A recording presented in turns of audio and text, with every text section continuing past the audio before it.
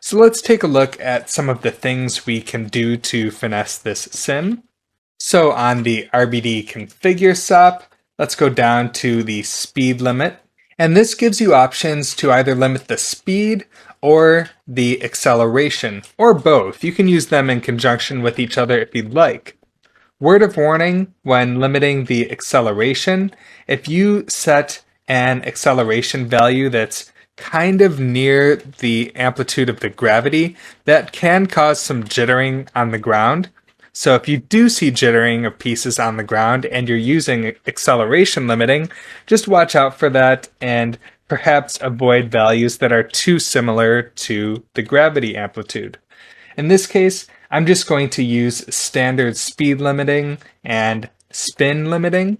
You can check the velocity of your RBDs if you want that to inform your limits here. But I'll just try a speed limit of 35, spin limit of 15. And sleeping might not make a huge difference for this simulation, but we can try enabling that. And we took a look at how you can control the global sleep thresholds on the bullet solver here. But a lot of these things that are controllable at a global level can also be controlled per piece through these attributes here. So you certainly could set different linear and angular thresholds here if you'd like. So feel free to tweak that if you want some more aggressive or conservative sleeping rules. Maybe I'll allow the sleeping to happen a bit more quickly. So I'll go to the bullet solver and reduce that quite a bit to just 0.5. And then on the solver tab, under the forces, I want these pieces to fall quite a bit faster. So I'm going to increase the gravity, and I tend to like using multipliers on the existing value.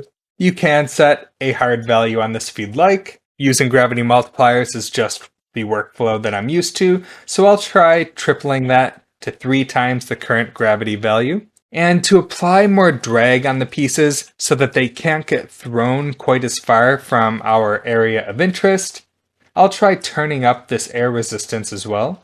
Right now it's a very low value, and things can look really weird if you start to use overly aggressive air resistance values, so I'll just turn this up to 0.005, just for a little bit of drag on those pieces.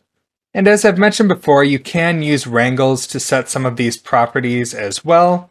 So for example, on these proxies before the simulation, I will sometimes add a point wrangle in there and call this sim attributes. And this can be useful for lots of things. One of the common things I'll use these wrangles for is to set velocities on all of the pieces that spread out from a source point. So this can help with just doing some customized initial velocities with some explosive directions, or just setting any of your attribute values with some more customized rules via Vex here. And there's nothing wrong with just specifying your standard attributes here as well. As I mentioned earlier, the RBD packed object doc file is filled with lots of custom attributes that you can set. So for example, if we wanted to put a bit of spin resistance on the pieces, some angular drag like that, we can use the attribute spin resist. And I'll set that fairly high to 100, which will work in conjunction with a target angular velocity called target W. And I'll make that target angular velocity equal to just 0, 0, 0. And as previously mentioned, you can find descriptions of all those attributes, such as this spin resist here, under this RBD packed object doc. In reviewing all of this information will give you a much better understanding of how the bullet solver works overall and how you can really customize these behaviors.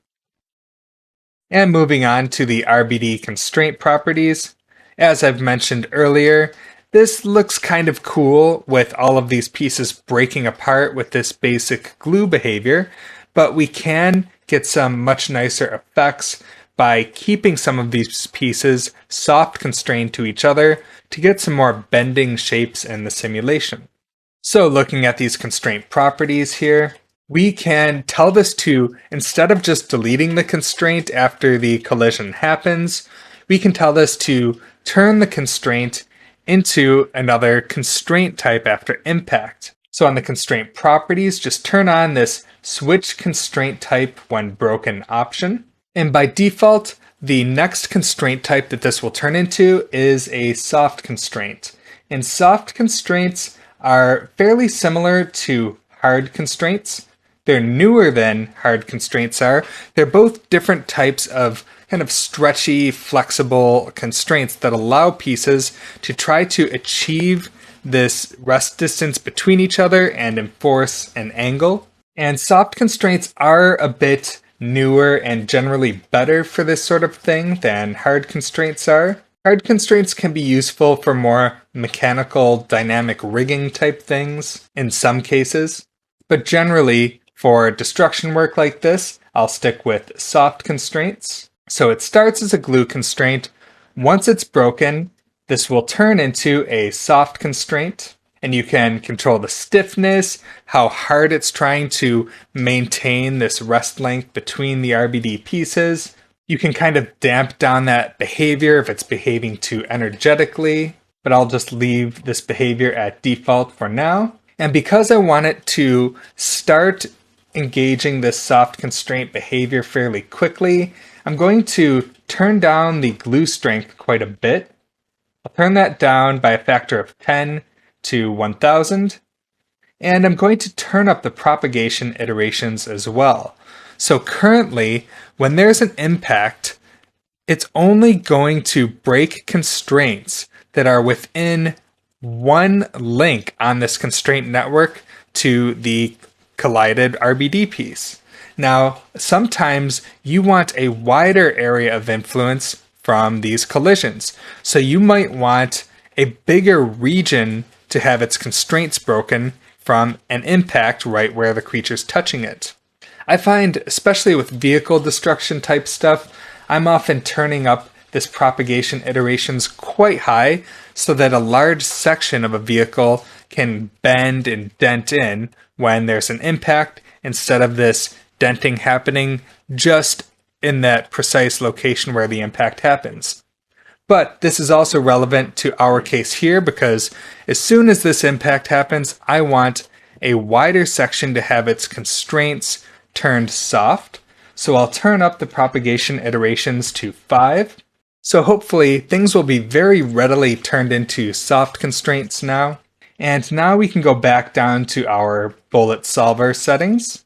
And under the constraints tab, we can look at our breaking thresholds. And while we do want some soft constraint bending in here, we do want those constraints to break apart fairly readily if they get overly stretched out, because we should expect a fair amount of breaking apart in the sim. We don't want things to stay stuck together too much. So you might want to turn this distance threshold down.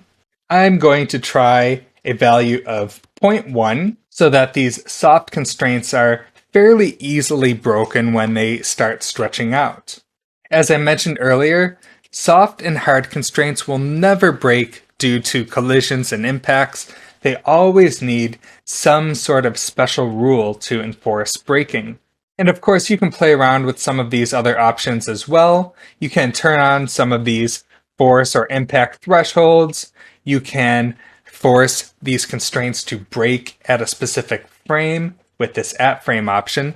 So you could say by frame 100, all of the constraints should break. You can also prevent breaking before a specific frame with this from frame parameter here. And these controls are very powerful to art direct your simulation. And you can even set different breaking rules for different sections of your constraints. So for example, if you group all of the constraints on the left side of the sim, we can add another tab to our breaking rules here, specify that group that you've set up, and then set some different threshold settings for those different portions of your constraint network. In our case, that's not really necessary, so I'll just delete this extra tab that I added. And right now, we're displaying the proxy view of our simulation, and this can be totally fine, especially when we're initially setting things up. But if you're not finding it too difficult for your computer to display, then it's also totally fine for you to display the rendered geometry instead as you're working on this, because that will give you a much better idea of how things will ultimately look. And to apply this simulation motion onto those high-res fracture pieces, we can use the simulation transform points, and those are available on the fourth output from our RBD bullet solver. So let's drop in a null to take a look at those. And you can see this just gives us a point representation for each object in the sim. And each of these points contains transformation data. There's the standard point position itself, and it has the scale value and pivot and orientation, it has velocity information, and we can use this to drive the actual high-res fractured pieces of our geometry. And ultimately, these transformation points are what we want to cache out. We don't want to cache out the actual geometry because that's much heavier to work with and just very unnecessary. It's much more lightweight to work with just caches of these transform points here.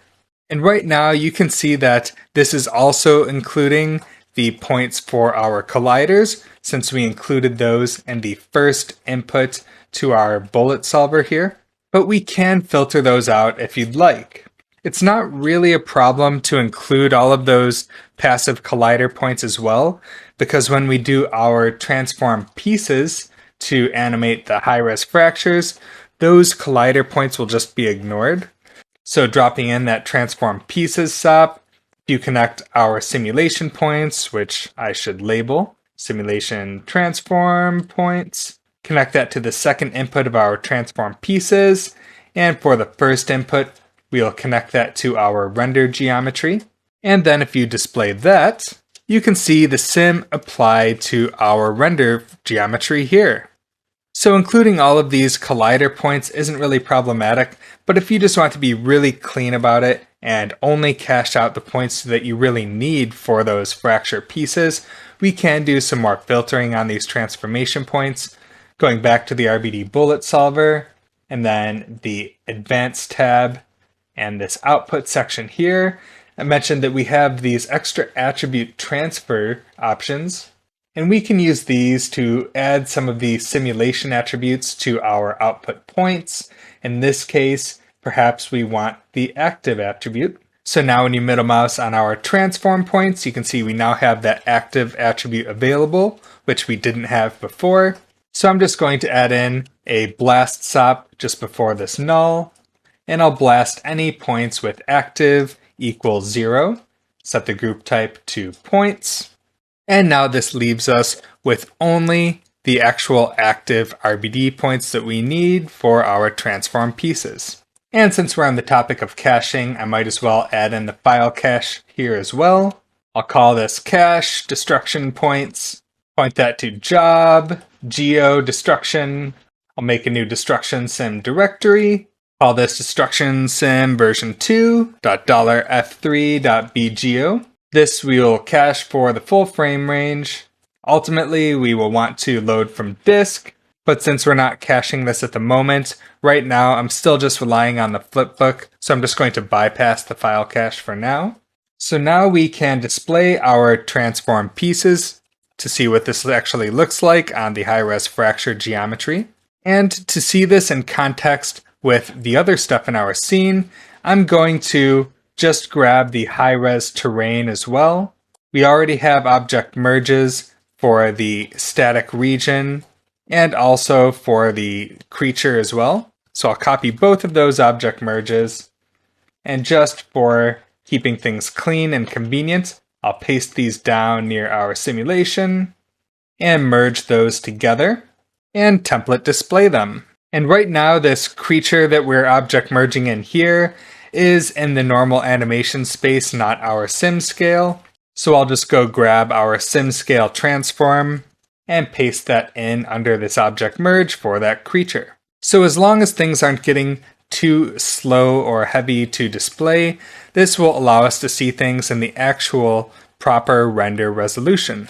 And since we're on the topic of sim scaling right now, of course, we will need to push the destruction pieces back into the proper rendering scale after the simulation.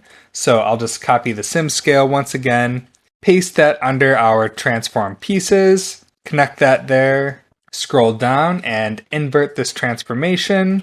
I'll call this sim scale invert, and then add a null and call this render destruction. So now with the high-res stuff displayed, let's do a flipbook of this version as long as it's not too terribly heavy to do so. And now with the latest updates to our destruction sim, things are looking really cool.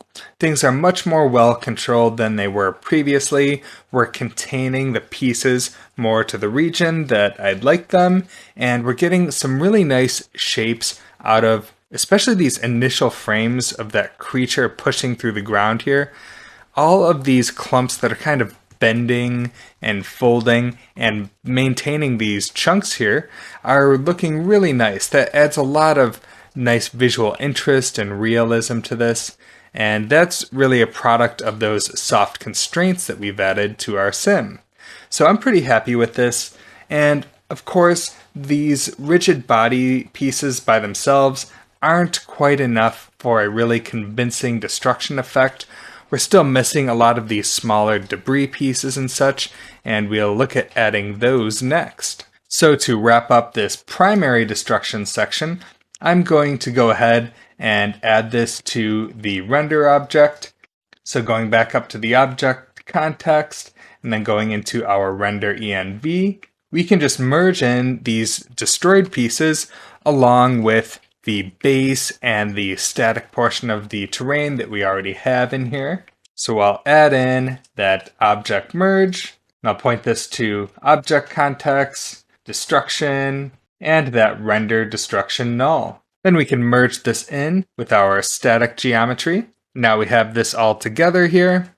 And I don't think in this case Redshift is really benefiting at all from this being packed geometry, so I'm just going to unpack this for rendering. And this will also help avoid any potential weird things that might happen if we mix the polygons for the static section with the packed destruction pieces. I don't necessarily know that that would be problematic, but I'm going to unpack this just in case. So our render object is all set up here. And now we can go back to our destruction setup, and I will enable my cache for those destruction transform points, and then save that to disk. Now, as I was caching out this simulation for the entire frame range, I was actually running into some problems with it filling up all of the RAM on my machine. I have a 64 gigabyte of RAM machine here, and this was only making it about halfway through the simulation before crashing due to lack of RAM, which is kind of strange in this particular case. This isn't a super heavy sim. We're only dealing with, in my case, about 6,500 active shattered pieces, which is not super heavy by bullet standards, so something's not quite right. And if you open up your performance monitor, this can help us to debug where some of that memory use is coming from. So you can enable memory stats by going to the sample menu and turning on memory stats here. So let's hit record, then go to our bullet solver, and then I'll hit reset simulation. And there's nothing too alarming popping up just yet, so let's step forward another frame. And now you can see some more memory use popping up here. Now it's jumped up to a little bit over a gigabyte of memory. And scrolling through our list here, we can try to find out where that memory use is coming from. And if we scroll down through all of the simulation related stuff, that's not using a ton of memory. But once we get to this file cache here for this body collider, this is using over 700 megabytes of memory just for this body collider mesh. And that sounds kind of crazy because our body collider is not very heavy geometry. And because this is a deforming mesh, it's going to be loading up all of this geometry on every frame.